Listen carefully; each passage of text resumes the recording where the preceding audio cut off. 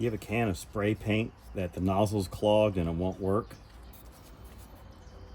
what I've found how to unclog it and make it work again is you pull it off,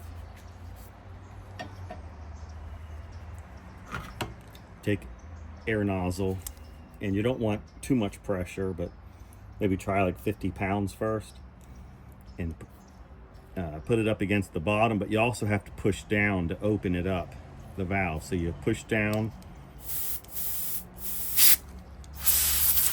then you can feel the air coming out, then you know you got it unclogged.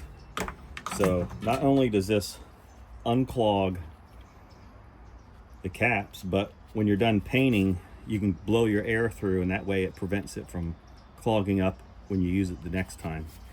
Because paint isn't cheap like it used to be. I think this can, I want to say it's like $15, but